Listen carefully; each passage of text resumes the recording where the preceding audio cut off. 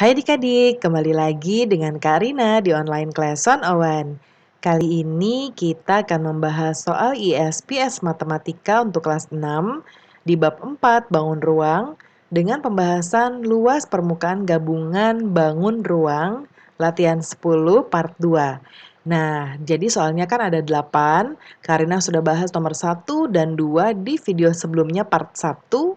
Nah, di part 2 ini kita akan bahas soal nomor 3 dan 4 ya. Jadi per 2 soal. Jadi nanti untuk pembahasan latihan 10 ada 4 video totalnya. Nanti akan Karina cantumkan linknya di kolom deskripsi ya. Karena ini agak sedikit panjang penjelasannya, jadi Karina buat dua-dua. Dua soal ya. Ini di halaman 115 sampai dengan 116. Adik-adik jangan lupa ya di-subscribe dulu, klik loncengnya, like dan share juga. Gimana kabar adik-adik hari ini? Semoga semuanya dalam keadaan sehat ya. Kita mulai untuk pembahasan nomor 3. Di pembahasan ini ada bangun 1 yaitu kubus dan bangun 2 yaitu balok. Ya. Nah, rusuk dari balok adalah 12 cm ya. Kemudian dari kubus ya 12 cm. Kemudian dari balok adalah P 20 cm. Kemudian L ini juga 12 ya. Dan T-nya adalah 12.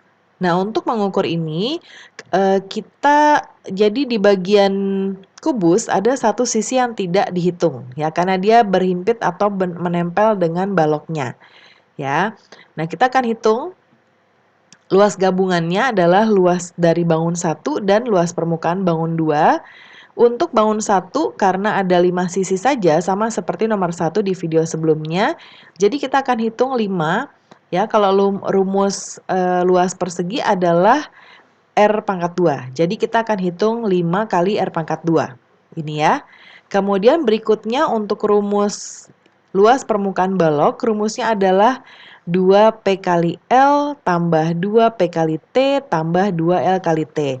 Ya ini karena yang P kali L-nya adalah untuk sisi alas dan tutup. Kemudian yang 2P kali T adalah untuk yang sisi kiri dan kanan. 2L kali T itu, 2P kali T ini berarti yang depan dan belakang. Lalu kalau yang 2L kali T itu adalah sisi kiri dan kanan ya. Nah, karena ada yang tertutup, ada yang berhimpit dengan kubus, berarti akan Karina kurangi dengan satu sisi kubus ya. Jadi Karina kurangi dengan R pangkat 2. Oke, sekarang kita akan bahas langsung. Kita masukkan rumusnya. Ya, ini berarti 5 kali R pangkat 2-nya, R-nya adalah 12 ya, kali 12 kali 12. Kemudian 2 P kali L, 2 kali 10, 2 kali 20 kali 12, ditambah 2 kali 20 kali 12, ditambah 2 kali 12 kali 12. Kita kurangi R pangkat 2-nya 12 pangkat 2. Ya, kita kalikan, ini jadinya 5 kali 144.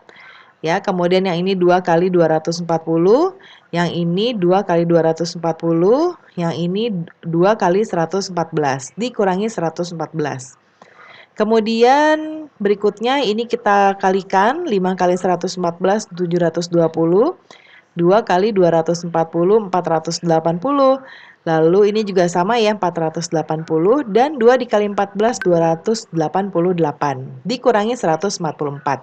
Kita jumlahkan penambahannya dulu. Yang ini hasilnya adalah 1968 dikurangi 144, hasilnya adalah 1824. Ya. Yang berikutnya nomor 4. Ini ada dua bangun. Yang pertama adalah prisma tegak segitiga dan balok. Untuk prisma tegak segitiganya, berarti ini satu sisinya ya, ini tidak akan dihitung karena dia menempel dengan balok. Ya, kita tentukan ukurannya, alasnya adalah 16 kurang 8. Ya, alasnya yang ini nih. Ya. Berarti kenapa dapat 16? Karena ini 16 ini dikurangi ini 8 ya. Jadi dari sini ke sini adalah 8 cm. Lalu tinggi segitiga ya. Jadi ada tinggi segitiga, ada tinggi prisma. Tinggi segitiganya berarti yang ini. Ya, dihitungnya dari mana? Ini adalah 16 dari keduanya. 16 Karina kurangi dengan tinggi balok 8. Berarti 16 dikurang 8, 8 cm. Lalu tinggi prisma. Nah, tinggi prisma adalah dari sini ke sini, yaitu 12 cm. Kemudian untuk balok, panjangnya adalah ini 16 cm, lalu lebarnya ini, tingginya ini 8 cm. Kita masukkan rumusnya.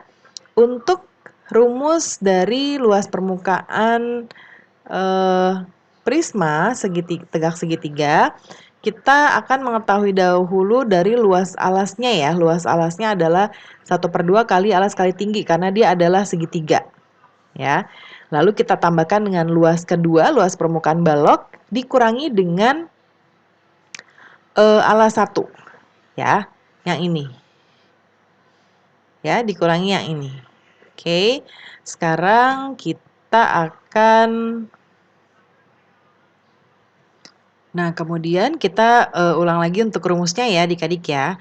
Yaitu kita akan mengurangi luas dari bangun 1 ya. Kita akan menambahkan luas balok, luas permukaan balok dengan luas permukaan prisma segitiga. Jadi luas 1 tambah luas 2. Nah, ini kan belum kita kurangi dengan yang berhimpit ya. Nah, yang berhimpit adalah berbentuk persegi panjang. Ini ya, di mana ini sama ya. Jadi akan Karina kurangi dengan 2 ya, 2 kali dari yang berhimpit ini, dari ukuran ini. Yaitu berarti kita akan kurangi dengan 2 alas bangun 1 ya, yaitu ini ya, yang alas prismanya. Kita langsung masukkan rumusnya. Luas dari prisma tegak segitiga adalah rumusnya adalah 2 kali luas alas ditambah keliling alas kali tinggi prisma. Ya, kemudian yang bangun 2 balok 2 kali P 2 PL tambah 2 PT tambah 2 LT, atau Karina buat seperti ini ya. 2 kali P kali L tambah P kali T tambah L kali T. Ya, itu sama saja. Lalu kita kurangi dengan 2 kali tadi ya luas alas dari bangun 1 yaitu A atau alas segitiganya dikali tinggi prisma. Ya. Nah, kita masukkan masing-masingnya. Untuk luas alasnya segitiga berarti setengah alas kali tinggi ya. Nah, ini jadinya 2 kali 1/2 kali 8 kali 8 ya.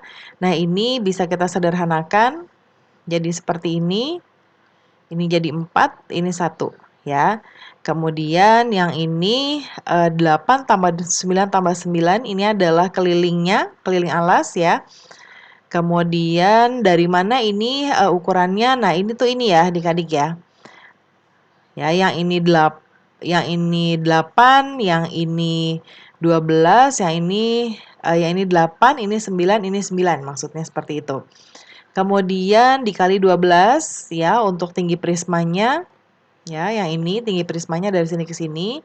Kemudian kita ke kubus ya, 2 kali P kali L-nya, P-nya 16, L-nya 12, ditambah P kali T, 16 kali 8, kemudian L kali T, 12 kali 8. Lalu alas ya, alas segitiganya tadi 8, dikali tinggi prismanya 12. Ya, kita masukkan, kita hitung 4 kali 8 dikali 2 ya, yaitu 64.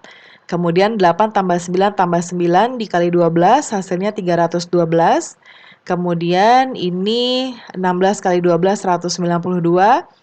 16 dikali 8 128. Kemudian 12 kali 8 96. Ya, lalu nanti dikali 2. Kemudian yang ini 2 kali 8 kali 12 itu 96. Ya, 64 ditambah 312 hasilnya 376.